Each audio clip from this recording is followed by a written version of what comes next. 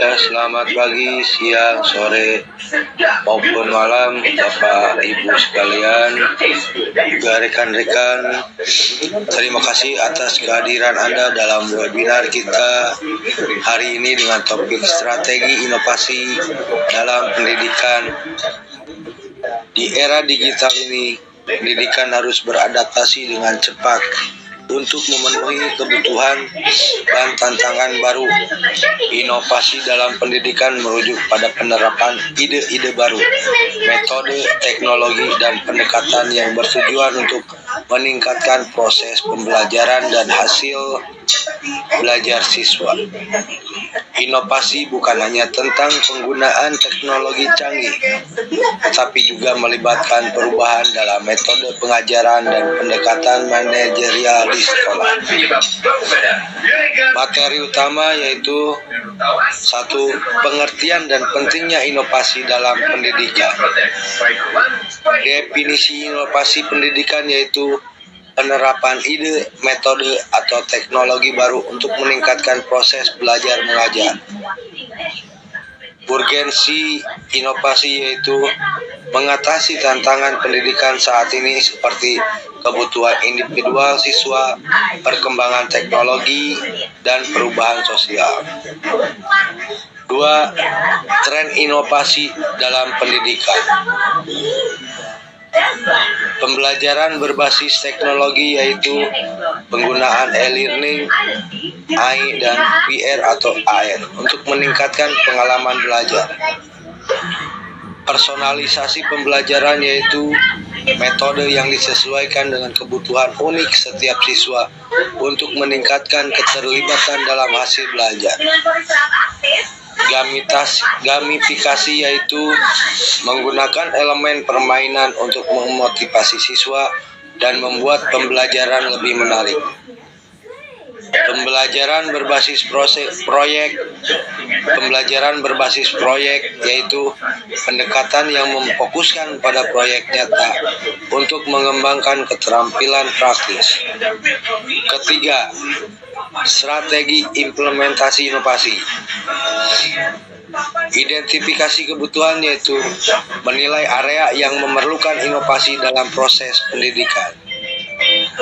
Pengembangan rencana aksi yaitu menyusun strategi inovasi yang sejalan dengan visi sekolah. Keterlibatan pemangku kepentingan yaitu mengajak guru, siswa, orang tua, dan komunitas dalam proses inovasi. Contoh kasus, studi kasus penerapan inovasi yang berhasil di berbagai sekolah. Keempat, hambatan dan solusi. Sumber daya terbatas, yaitu cara mengoptimalkan sumber daya yang ada. Resistensi terhadap perubahan yaitu strategi membangun budaya inovasi di sekolah. Kesenjangan digital, yaitu solusi untuk perbedaan akses teknologi di sekolah. Kelima, pengukuran keberhasilan. Metode evaluasi, yaitu cara menilai dampak inovasi pada proses dan hasil belajar. Indikator keberhasilan yaitu menilai efektivitas inovasi dalam jangka pendek dan panjang.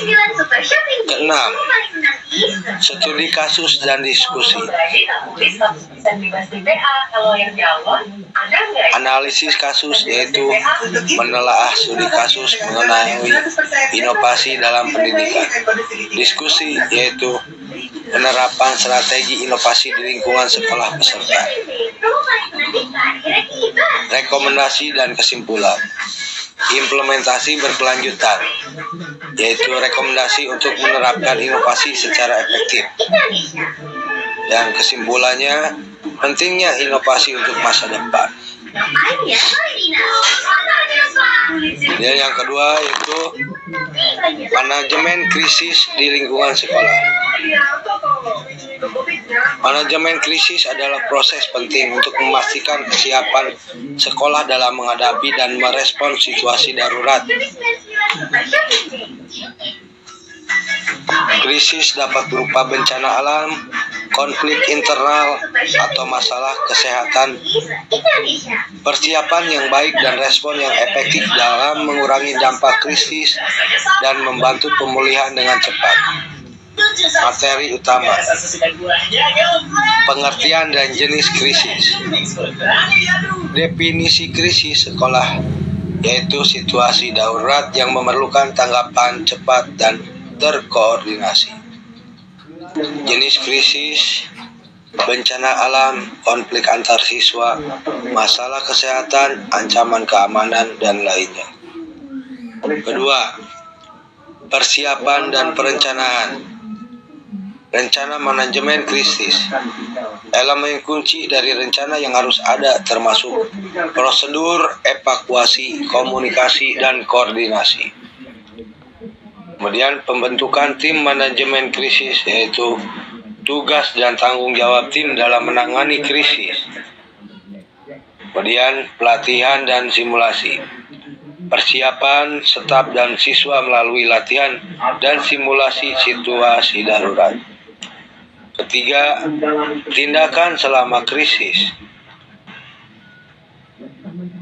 Prosedur tanggap darurat, yaitu langkah-langkah evakuasi, penanganan darurat, dan komunikasi. Kemudian komunikasi krisis. Strategi menyampaikan informasi secara efektif kepada siswa, staf, dan orang tua. Kemudian koordinasi dengan pihak luar, yaitu kerjasama dengan pemerintah, polisi, dan petugas kesehatan. Keempat, pemulihan pasca krisis.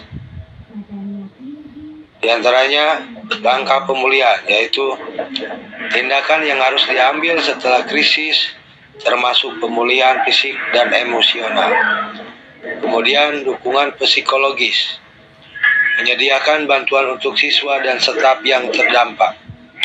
Kemudian evaluasi rencana, penilaian dan pembaharuan rencana krisis berdasarkan pengalaman. 5. Studi kasus dan diskusi. Di antaranya analisis kasus nyata, yaitu menelaah pengalaman sekolah dalam menangani krisis. Kemudian diskusi pengalaman peserta dan solusi yang diterapkan dalam manajemen krisis. 6. Kesimpulan dan rekomendasi, di antaranya kesiapan dan pelatihan, yaitu pentingnya persiapan dan pelatihan berkelanjutan. Kemudian rekomendasi, yaitu strategi untuk membangun sekolah yang lebih tangguh dan responsif terhadap krisis. Dengan materi ini, semoga Bapak Ibu semuanya memperoleh pemahaman mendalam tentang strategi inovasi dan manajemen krisis, serta keterampilan yang dapat diterapkan di lingkungan sekolah. Terima kasih. Wassalamualaikum warahmatullahi wabarakatuh. Jangan kecil-kecil. Kamu ingin jadi orang kaya, segoblok-gobloknya orang.